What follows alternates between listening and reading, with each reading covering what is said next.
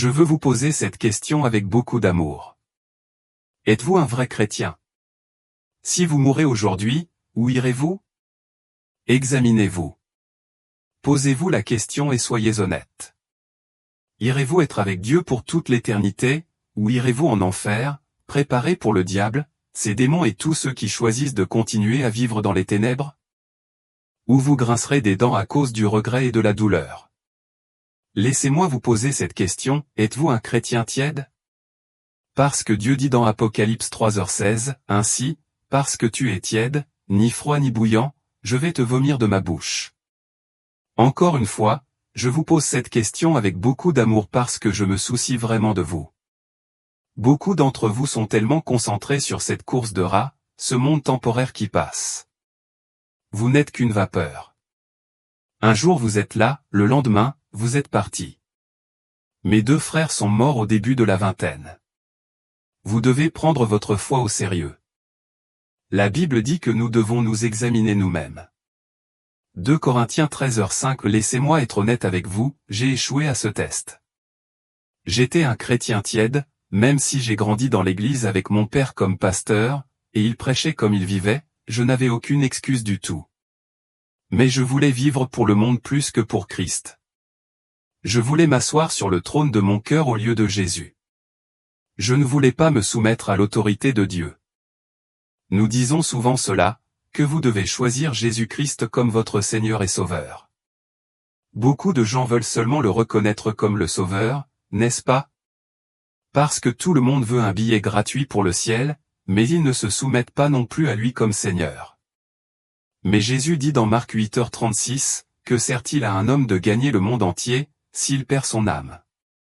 Laissez-moi vous le demander à nouveau, si vous mourrez aujourd'hui, où irez-vous? Vous pourriez dire, eh bien, Daniel, j'ai grandi dans une famille chrétienne. J'allais à l'église, donc je suis chrétien. J'ai été chrétien toute ma vie. Eh bien, si vous regardez la parole de Dieu, où Dieu dit-il que si vous grandissez dans une famille chrétienne ou si vous allez à l'église, vous serez sauvés? Ce n'est pas du tout ici. La tradition chrétienne ne veut absolument rien dire. Elle ne vous sauve pas. Si vous dites que vous êtes chrétien mais que vous n'avez pas encore vraiment accepté Jésus-Christ comme votre Seigneur et Sauveur, là où Dieu est venu et vous a changé, la régénération, là où il vous a donné son esprit et vous a adopté comme son enfant, alors vous devez prendre cette décision. Vos parents ne peuvent pas le faire à votre place. Personne ne le peut. C'est vous. Vous ne pouvez pas entrer dans le royaume des cieux si vous n'avez pas été spirituellement régénéré. Jésus dit dans Jean 3h3, en vérité, je te le dis, si un homme ne naît de nouveau, il ne peut voir le royaume de Dieu. Jésus utilise ces mots, en vérité, pour souligner l'importance de ce message. Il veut que les gens comprennent que c'est vrai. C'est quelque chose que vous devez saisir. Maintenant, laissez-moi vous le demander à nouveau. Si vous mourrez aujourd'hui, l'une des 150 000 à 300 000 personnes qui meurent chaque jour, où irez-vous? Vous devez prendre cela au sérieux. Vous pourriez penser, eh bien, Daniel, je crois en Dieu. Il existe, donc cela doit vouloir dire que j'irai au ciel. Mais le simple fait de reconnaître l'existence de Dieu ne fait pas de quelqu'un un vrai chrétien. Même le diable et ses démons savent que Jésus est réel et que Dieu existe, mais ils ne sont certainement pas en route vers le ciel. La foi ne consiste pas simplement à croire que Dieu est réel, c'est quelque chose de plus profond et de plus transformateur. Jacques 2h19. Donner véritablement votre vie à Christ exige bien plus que simplement croire. Cela commence par une compréhension de votre propre état de péché. Aux yeux de Dieu, qui est juste et plein de colère contre l'injustice, vous méritez sa punition pour vos péchés. Ce cheminement vers la foi implique de réaliser qu'aucune bonne action ne peut vous sauver. Seul le sacrifice de Jésus, couvrant vos péchés, peut vous offrir le salut. Il s'agit de venir devant Dieu, de lui demander de vous pardonner et de permettre au sang de Jésus de vous purifier et de vous racheter. Vous pourriez aussi penser, eh bien, je vais à l'église. Je prophétise sur les gens. Je prêche même, alors je vais certainement au ciel. Mais pouvez-vous en être si sûr? Même les non-croyants peuvent s'engager dans des actes religieux extérieurement, par la chair, mais de tels actes sont vides sans une foi authentique et ils ne représentent qu'une simple religion morte. Écoutez attentivement les paroles de Jésus. Matthieu 7, 16-21. Ce message s'adresse à beaucoup de ceux qui se considèrent comme chrétiens. Même les actes de guérison, de prophétie, de prédication et de ministère dans l'Église ne sont pas une garantie de salut. Certains qui accomplissent ces actes peuvent encore être perdus. L'avertissement de Jésus est clair. Matthieu 7, 22-23. C'est aussi un appel pour ceux qui suivent les soi-disant prophètes qui prétendent prophétiser sur les autres. Méfiez-vous des faux dons spirituels, car les démons peuvent conférer des capacités trompeuses pour tromper les gens, et nombreux sont ceux qui ne cherchent qu'à tromper. Que cela soit un signal d'alarme pour rechercher la vraie foi et le discernement. Ils trompent les gens, inventant des histoires élaborées à partir de leur propre imagination. Ces individus peuvent être incroyablement rusés, et leurs prophéties ont tendance à être suffisamment vagues pour sembler plausibles. Cependant, cela ne signifie pas que leurs messages proviennent de Dieu. Il est essentiel de reconnaître cette vérité. Même ceux qui prétendent prophétiser et chasser les démons, comme Jésus l'a souligné, ne lui appartiennent peut-être pas vraiment, il a dit qu'il ne les avait jamais connus, indiquant qu'ils n'étaient jamais de véritables chrétiens au départ. Maintenant, permettez-moi de poser une fois de plus une question cruciale, si vous deviez mourir aujourd'hui, où vous trouveriez-vous ? Vous pourriez répondre, eh bien, Dieu est un Dieu d'amour. Même si je continue à vivre dans le péché et à suivre mon propre chemin, il ne m'enverra pas en enfer. S'il est vrai que Dieu incarne l'amour, si vous vous concentrez uniquement sur cet aspect, vous passez à côté de l'image plus large de qui il est vraiment. Il n'est pas seulement un Dieu d'amour, il y a tellement plus dans sa nature. Si votre compréhension de Dieu se limite à ce seul attribut, vous ne parvenez pas à saisir la plénitude de son caractère. On peut en dire autant de nous en tant qu'êtres humains. Si quelqu'un remarque, « Oh, tu es une personne tellement drôle », cela ne signifie pas que tu es toujours drôle. Ou si quelqu'un vous dit que vous êtes une personne positive, cela ne signifie pas que vous êtes perpétuellement joyeux. Chacun de nous contient un mélange complexe de qualités, nous ne sommes pas uniquement définis par un trait ou un autre. Nous ne sommes pas systématiquement une seule chose 100% du temps. Seul Dieu possède ce genre de constance. Dieu est 100% amour à tout moment, mais il est aussi 100% juste. Il est inébranlable et digne de confiance. Par conséquent, vous devez comprendre que Dieu n'est pas seulement amour, il est aussi justice. Un Dieu vraiment juste ne fermera pas les yeux sur le péché, il doit le punir. Au-delà de son amour et de sa justice, Dieu est saint, parfait et complètement libre du péché. Il est immuable, immuable pendant toute l'éternité. Il est autosuffisant, n'ayant besoin de rien en dehors de lui-même. Dieu est infini et existant par lui-même, omnipotent et tout-puissant, omniscient et omniscient, omniprésent et toujours présent. Sa présence remplit toute la création. Il est pleinement glorieux, ce qui signifie qu'il est infiniment beau, grand, parfait et pur. Comprendre ses attributs aide à peindre une image plus précise de qui est Dieu et de la relation que vous pouvez avoir avec lui. Dieu est gracieux, toujours prêt à épargner les coupables et à étendre sa grâce salvatrice à nous tous. Il incarne la miséricorde et la bonté, débordant de compassion et de fidélité, ce qui signifie qu'il tient constamment ses promesses. Sa connaissance englobe tout, il sait tout sur toute chose, imprégné d'une sagesse parfaite et immuable. Et oui, il est amour, possédant un amour inconditionnel qui ne connaît pas de limite. Cependant, cet amour ne vous donne pas le droit de continuer à vivre dans le péché. Vous ne pouvez pas vous cacher derrière sa grâce comme excuse pour vous adonner au mal. Dieu est aussi saint et juste. Parce qu'il est lumière, il ne peut pas maintenir une relation avec vous si vous persistez dans les ténèbres. La repentance est essentielle, vous devez entrer dans la lumière et abandonner vos voies pécheresses. Ne vous laissez pas tromper par les opinions des autres ou même par vos propres pensées, car vous n'êtes pas infaillible. Nous faisons tous des erreurs, et seul Dieu est parfait. Par conséquent, il est essentiel d'écouter sa parole, ce qu'il a choisi de nous révéler. Chaque parole qui vient de Dieu est parfaite, pure et divinement inspirée. À ceux qui s'identifient comme chrétiens mais qui se retrouvent enivrés chaque week-end, ou même pendant la semaine sans aucun souci au monde, prêtez attention à la parole de Dieu.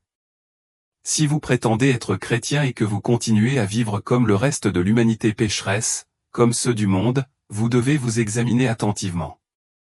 Il est tout simplement impossible de continuer à vivre ainsi si Dieu a vraiment fait de vous une nouvelle créature. Si vous êtes une nouvelle créature en Christ, il est incompatible de continuer à vivre dans le péché, à jurer, à boire et à afficher une indifférence totale à vos actions. La véritable transformation en Christ devrait refléter un changement significatif dans votre vie, vous éloignant du péché et vous dirigeant vers la sainteté. L'un des signes les plus évidents que quelqu'un prétend être chrétien mais n'incarne pas vraiment la foi est l'utilisation d'un langage grossier ou de blagues grossières, en particulier celles de nature sexuelle, surtout dans des contextes de groupe. Cela m'attriste profondément lorsque je rencontre des chrétiens qui se disent chrétiens et qui prononcent le nom du Seigneur en vain. Lorsque je discute avec des personnes qui s'identifient comme chrétiennes et qui recourent pourtant à un langage aussi irrespectueux, je ne peux m'empêcher de ressentir un profond sentiment de blessure. Comment peut-on agir de cette manière si l'on possède véritablement l'Esprit de Dieu en soi, un esprit qui est censé nous convaincre de péché? Cela semble inconcevable. Pensez à ce que Dieu doit ressentir face à un tel comportement. Utiliser son nom avec négligence, sans aucune révérence, est particulièrement inquiétant lorsque vous entendez des phrases comme « Oh mon Dieu » parsemées dans presque toutes les autres phrases. Comment pouvez-vous prononcer le nom de Dieu si inconsidérément si vous êtes vraiment un véritable chrétien né de nouveau? Où est votre sens du respect? Matthieu 12, 36-37. Je dis cela avec beaucoup d'amour et d'inquiétude, sachant que pour beaucoup d'entre vous, entendre cette vérité peut ne pas être facile. Cependant, il est essentiel que vous l'entendiez néanmoins.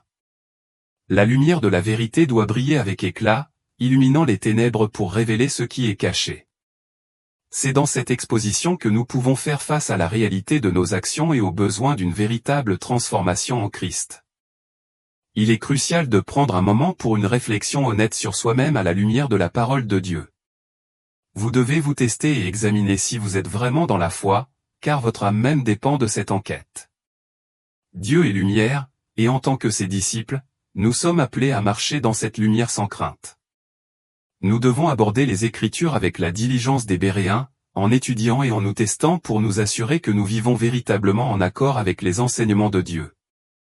Si nous aimons vraiment Dieu, notre obéissance à sa parole découlera d'un désir plutôt que d'une obligation.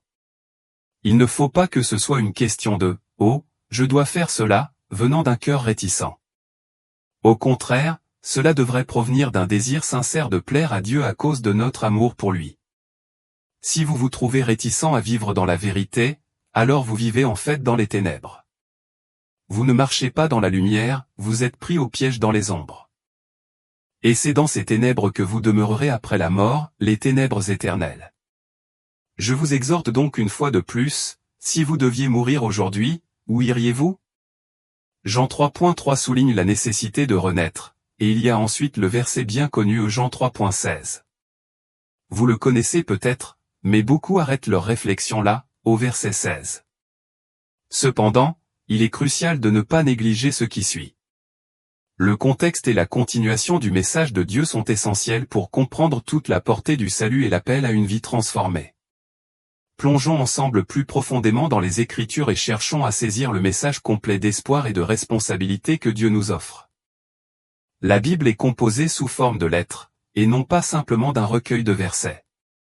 Trop souvent, les gens choisissent des versets spécifiques qui résonnent avec eux, essayant de déformer les Écritures pour les adapter à leur propre style de vie. Cette approche est erronée. Au lieu de cela, vous devez vous efforcer de comprendre la parole de Dieu dans son intégralité et d'adapter votre style de vie pour qu'il corresponde au cadre de ses enseignements. Considérons ce qui vient ensuite dans les Écritures, en particulier le verset 17 de Jean 3. Écoutez attentivement les passages suivants, en particulier le verset 19, Jean 3, 19-21. Maintenant, permettez-moi de vous poser une nouvelle question, si vous deviez mourir aujourd'hui, où iriez-vous? Certains pourraient répondre, j'irai au ciel parce que Dieu m'a créé et que je suis son enfant. Mais cette affirmation ne correspond pas à ce que la parole nous dit. Oui, vous êtes en effet sa création, mais être son enfant est un titre réservé à ceux qui ont sincèrement accepté Jésus-Christ comme Sauveur et Seigneur, ceux qui se sont repentis et sont devenus de vrais chrétiens nés de nouveau. Prenez un moment pour réfléchir à Jean 1, 9-13. Écoutez attentivement le verset 12, Jean 1, 9-13. Il est clairement indiqué que la renaissance spirituelle est nécessaire. Vous devez renaître. Vos parents biologiques ne peuvent pas vous sauver. Vos amis ne peuvent pas vous sauver de la mort spirituelle. Votre Église ne peut pas prendre la décision à votre place. Personne ne peut vous sauver, sauf Jésus. Il est essentiel que vous acceptiez Christ comme votre Seigneur et Sauveur. C'est une décision personnelle, que chaque individu doit prendre pour lui-même. Acceptez cette vérité et recherchez cette transformation qui mène à une nouvelle vie en lui. Seul Dieu peut vous sauver, vous déclarer juste et vous transformer en une nouvelle créature. Cette transformation n'est rien de moins qu'un miracle, une œuvre incroyable de Dieu qui opère une régénération en vous. Jean 21, 21-22. Vous devez reconnaître que vous êtes responsable de votre propre vie. Il est temps d'arrêter de comparer votre parcours à celui des autres. Concentrez-vous plutôt sur votre propre vie et votre relation avec Dieu. Si vous désirez la vie éternelle, une vie caractérisée par la paix et l'épanouissement même dans ce monde, vous devez demeurer en Christ, en lui permettant de demeurer en vous. La vie avec Christ englobe bien plus que la simple promesse de la vie éternelle, c'est une relation profonde remplie de sens et de joie. Mais cela nécessite une décision consciente de votre part de le choisir et d'aller au bout de vous-même. Vous devez vous repentir sincèrement de vos péchés. Beaucoup de gens croient être chrétiens, mais ils ne se sont jamais vraiment repentis. C'est le cœur du message de l'Évangile. Jean-Baptiste a prêché la repentance, Jésus-Christ l'a également proclamé. Matthieu 3h2. Vous ne pouvez pas commencer une relation significative avec Dieu sans d'abord vous détourner de vos péchés. Comme il est dit dans Matthieu 4h17, la véritable adoration vient d'un lieu de sincérité, en esprit et en vérité. Vous devez arriver à une compréhension claire de votre condition pécheresse, que vous êtes en effet un pécheur et que Jésus-Christ est saint et parfait, s'étant sacrifié pour vos péchés sur la croix. Ce n'est qu'alors que vous pouvez entrer dans une relation spirituelle avec lui. Selon Jean 4, 23-24, vous devez reconnaître que même vos meilleurs efforts sont insuffisants, vos actes justes sont comme des chiffons sales aux yeux de Dieu. Il est essentiel d'arrêter de mesurer votre valeur par rapport aux actions des autres et de penser « je ne suis pas si mauvais, regardez-les simplement ». Au lieu de cela, vous devriez vous mesurer à la parole de Dieu. Laissez-moi vous rappeler que Dieu est parfait. Comprendre cette vérité devrait vous conduire à une appréciation plus profonde de sa grâce et à un désir sincère de transformation dans votre propre vie. En lui, il n'y a aucune obscurité. C'est pourquoi même vos actes les plus vertueux sont considérés comme des vêtements sales aux yeux de Dieu. C'est aussi pourquoi Jésus est mort pour vous sur la croix, lui seul pouvait le faire parce qu'il est parfait. Il a porté vos péchés sur lui, prenant sur lui le poids de vos mauvaises actions. À cause de cela, Dieu le Père vous regarde maintenant à travers le prisme de ce que Jésus a accompli sur la croix. Lorsque vous reconnaissez cette vérité, vous pourriez dire « j'ai accepté ». Pourtant, il est essentiel d'aller au-delà de la comparaison avec les autres et de vous concentrer plutôt sur la sainteté de Dieu. Vous devez vous présenter devant lui et demander pardon, en cherchant à être purifié. Acte 2h38. Une fois que vous avez demandé pardon à Jésus, acceptez qu'il soit mort à votre place sur la croix, portant toute la punition que vous méritiez à juste titre pour vos péchés. Cela inclut la colère de Dieu le Père, qui a été déversée sur Jésus-Christ au calvaire. Lorsque vous comprenez qu'il a pris sur lui la peine pour vos mensonges, vols, commérages, péchés sexuels, malédictions, ivrognerie et tout autre méfait que vous avez commis, vous commencez à saisir la profondeur de son sacrifice.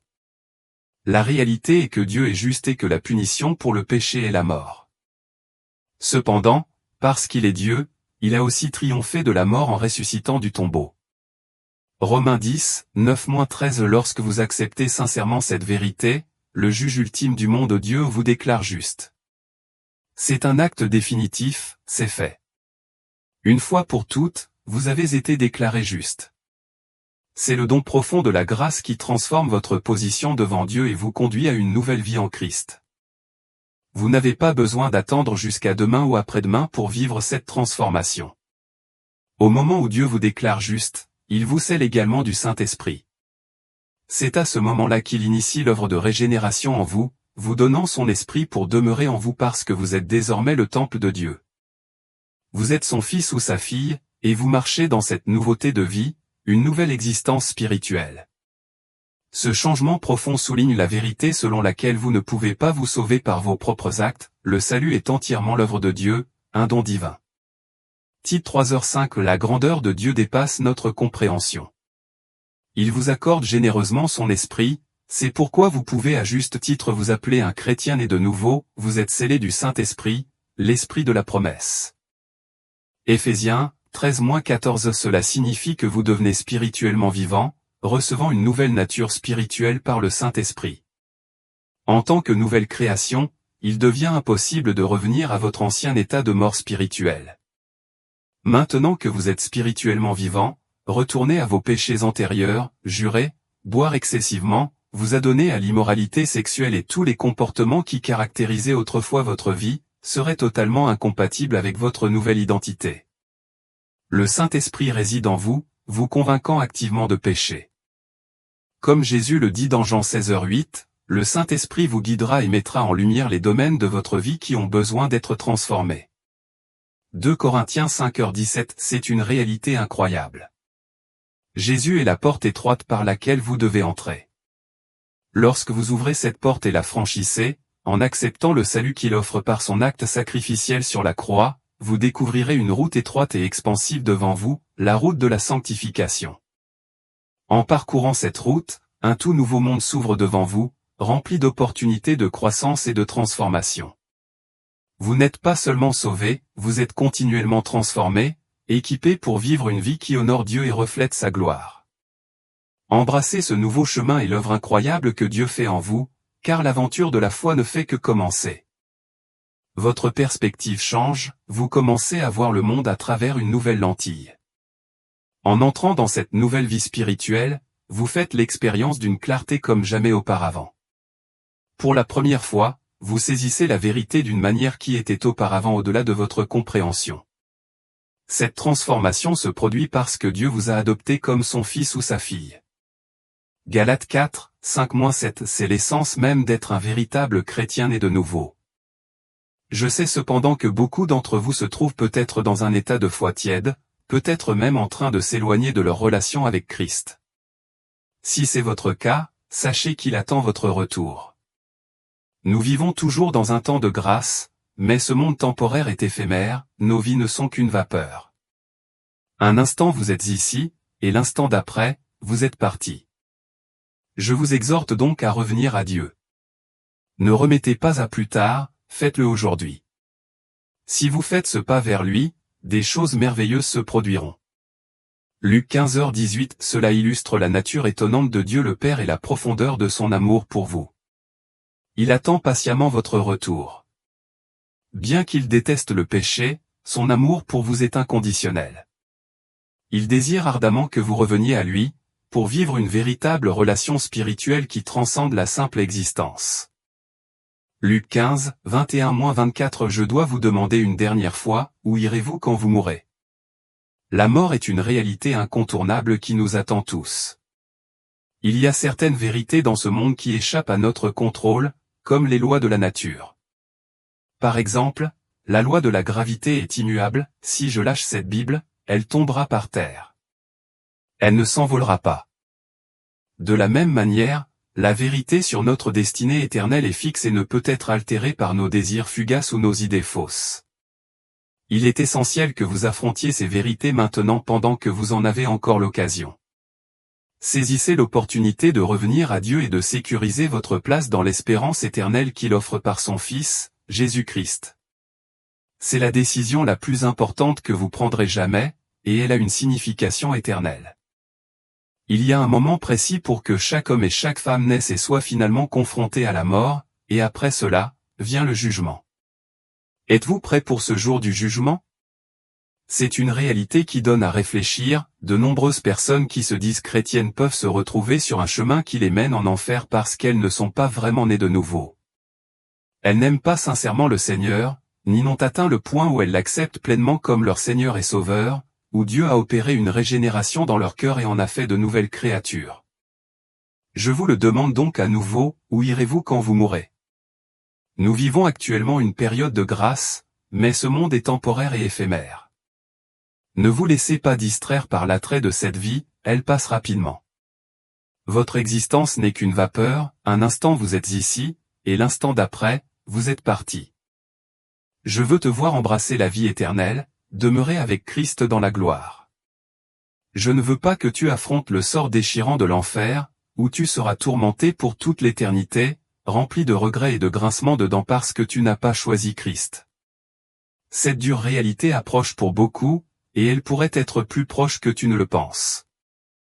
Prends la bonne décision aujourd'hui et choisis Dieu pendant que tu en as encore l'occasion. Si tu désires avoir l'assurance de ton salut, je t'encourage à regarder cette vidéo ici, et je te verrai là-bas.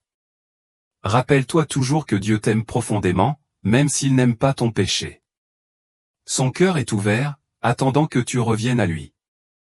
Je t'aime aussi, et j'espère sincèrement que tu prendras la bonne décision aujourd'hui. Ta destinée éternelle est en jeu, et le choix t'appartient. Au revoir pour l'instant, et que Dieu te bénisse sur ton chemin.